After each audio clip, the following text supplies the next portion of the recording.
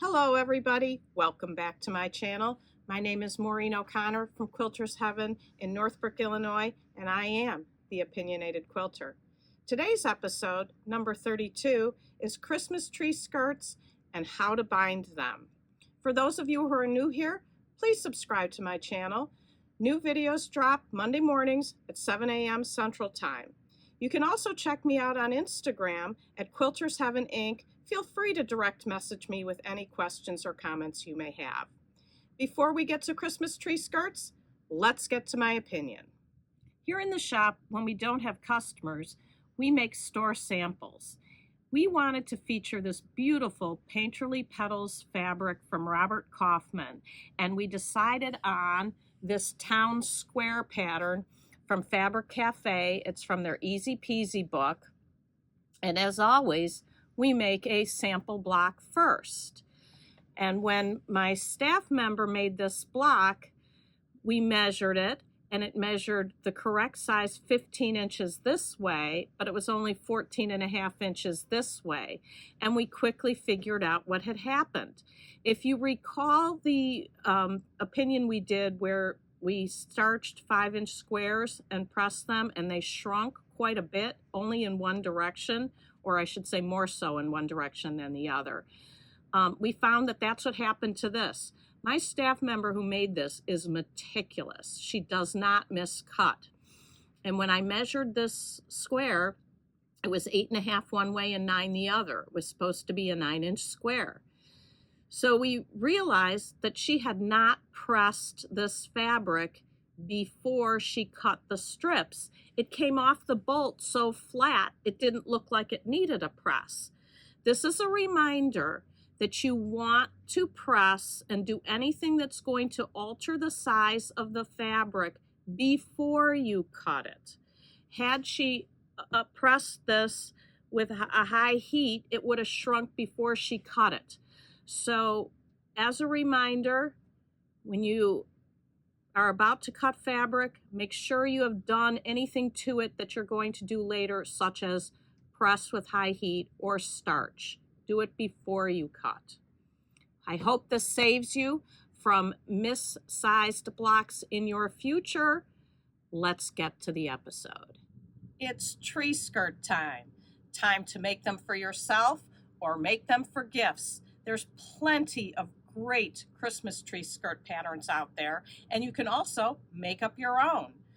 Whichever, they're easy to make, fun, and great to give as gifts. I want to share with you some of my favorite patterns. What I found the hardest with the Christmas tree skirts is binding them. While they're great patterns, many of the instructions for binding were either difficult to follow or non-existent. So after we go over some of the Christmas tree skirt patterns, we'll get to the binding. Here's one of my all-time favorites. This is the Diamond Log Cabin tree skirt, and this was a pattern from the 80s that actually had paper templates. Now, we wouldn't do that today, but we're lucky enough to have the Diamond Log Cabin book from Eleanor Burns that does essentially this pattern, but with 1.5-inch strips instead of 2.5-inch strips. I think I want to try 2-inch strips, but I haven't gotten there yet. But this is a great option and lots of fun to make. Here's another really good one. This is Beginner's Bargello. This is by Cheryl Phillips. This is her pattern. And in this, you use 6 1-yard cuts of fabric, and it will make 2 tree skirts. And the reason it makes 2 is, picture a wedge ruler. You make strip sets, and then you cut a piece with the fat part of the wedge at the bottom and the narrow at the top. And then on the next one, it flips. So you have the narrow at the bottom and the fat at the top. So after you cut your strip set, you have 2 distinctly different strip sets. I shouldn't say strip sets. I should say 2 distinctly different wedges. And in this one, you can see how it twirls this way the opposite of the other one. It twirls this way. So you get 2. You can't say, I only want to buy 3 1-yard cuts of fabric and make 1 skirt. Won't work. You need 6 1-yards, and you'll make 2. And you don't want 2? Keep 1. Give 1 as a gift. Another one of my favorites is one I've shown you before. This is the Happy Holidays, which I've made several times. And this is another great option. A lot of fun to make. And the last one that's a pattern, I haven't finished yet. This is brand new from Krista Moser. And I'm making the red and green version. And this is as far as I've gotten. So hopefully I can get this one done soon and get it hung up in the store for a store sample. But I think this just looks fabulous. I can't wait to get this one done. Now, you don't always need a pattern. You can just make up your own. Remember the episode we talked about how the circle 360 degrees can be divided up into so many different numbers? Well, you can take any one of those numbers, that degree of a wedge ruler, and make a tree skirt simply by cutting the correct number of wedges for that degree ruler. This is one that really comes together fast. This is 30-degree wedges. So there's 12 wedges only. Obviously, if you use a 10-degree wedge, you need 36 wedges. And any other number, 22 and a half, 15, 18, all you do is divide it by 360, and that'll tell you how many wedges you need. So you can just make up your own. You don't need a pattern. Another thing that I've done that doesn't use a pattern is the one that I'm going to show you today on the binding issue. And that is this one. And all this is a strip set of the fabric, and then I cut 60-degree triangles, and then I bordered it. And you don't need a pattern to do this. Pick your strip set, cut your triangles, put them together, put on as many borders as you need to make the size you want. So I had a lot of fun with this one. But this is the one I'm going to show you how to bind.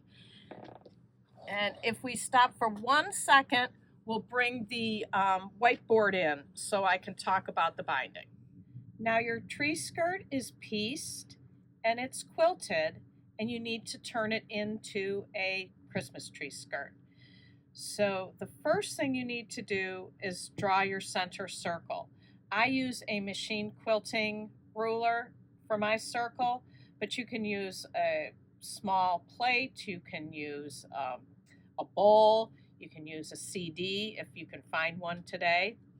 But whatever works for you, draw your center circle.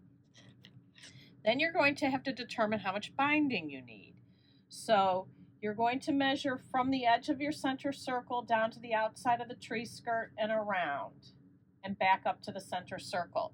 And you're going to need to make that, and you can use straight of grain binding. Many instructions will tell you to use bias. You don't need it. Even the circle from the beginner Spargello 50-inch circle, I use straight of grain. It's gentle enough curve to get around. You do need bias here because that's a tight small circle. So after you've measured all this, you need to measure this, which you need a bias piece for, and then I make my ties approximately 15 inches, so approximately 30 inches more. So if you're using the same binding as your backing, many times you can get a piece of bias that's big enough from the backing. I was able to on the sample. Now my drawing's not very good because this is a 60-degree line and you need 45 degrees, but if you can get a piece big enough to get around your circle from the edge of your backing, great. If not, you can open up your fabric for your binding and whack off a piece big enough. Use your 45-degree line on your ruler, cut your piece off that you need, and then you can cut the rest of the strips straight a grain just like you would. Some of them would be now full width of fabric and some will be a little shorter. Just make sure you have enough inches to get from here and around, back up, and then your additional 30 inches for here.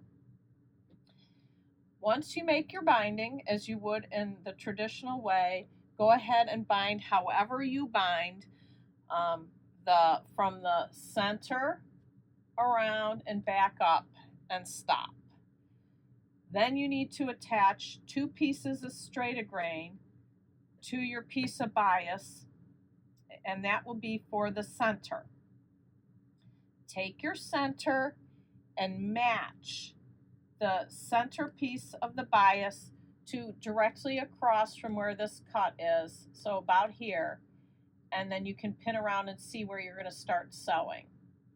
So I start sewing here, sew around, and stop. That's your first attaching of the binding to the front of the tree skirt.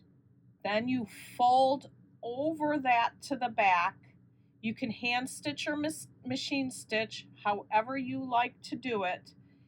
And I did mine with machine stitching. And the way I do it is I start sewing here, and I sew from the front in the ditch here. You can hand stitch on the back, you can machine stitch on the back, however you do it. I sew here and around out to here, and then I continue sewing to finish closing up the ties. Now this one you can't see because it's already sewn shut. After you finish this one, you have to come back and do the other one. So let me show you on this side. To finish this, I'm going to come back here and start sewing. But before that, let's press it. So you need your end piece to be folded in so that you don't have a raw edge showing. Once you've sewn this down, this is already folded in. This is folded in from where you've sewn here. So I go ahead and press it all the way up so my raw edge is in the center, and then press this edge down. And that's where I just sewed. I just sewed this here. So I come back, start sewing, and close this up all the way to the end, and it will look exactly like this. There's my 2 ties. Now, one of the hardest things to figure out for me was this binding of these 60-degree turns. Why is this important? We all know that every 5-year-old, when they're opening presents from Santa on Christmas morning, is going to stop and inspect the Christmas tree skirt and make sure that these corners are bound beautifully. So we don't want to disappoint any of our 5-year-olds. How do we accomplish the turning of a 60-degree instead of a 45-degree? I'm going to show you on this sample. I pieced 2 60-degree triangles together. This is the same degrees as the edge of this tree skirt. You go ahead and mark the center. Now this has a seam, so I didn't really have to mark it, it was already there. But on my Christmas tree skirt, my seam stopped at the end of my triangles. So there isn't any marking out here. There's no seam. So I had to take a marking pen and mark this so that I cut in half the 60-degree turn. So I essentially did a line here. So you sew down, sew down, sew down, and then as soon as you get close to your line, go ahead and draw a line on your binding that matches the line here. So you're going to mark a line from the point here, the point of the turn, to here. and that's this yellow line if you can see it on here. Then you stop, and when I stop, my machine ties off and cuts. If you don't have a machine that ties off and cuts, back tack a little bit. Then take it out of the machine, fold back your binding so that it's exactly even with your line here. And then you want to fold here. Now you can see that this, I'm trying to show you this without moving too much, this fold is exactly where this line is. Now I do an extra step where I take this out of the machine and sew back from here back up to the point. Why do I do that? I do that because I want this stitching to meet this stitching. And I can't see where that stops when it's like this. The only way I can see this stitching is on this side. So I sew from here to here, take it out of the machine again, and then start sewing here again. And it comes out absolutely beautifully. Check it out. That's my turn. And I'm really happy with it. I'm really happy with this whole tree skirt. This is one done without a pattern.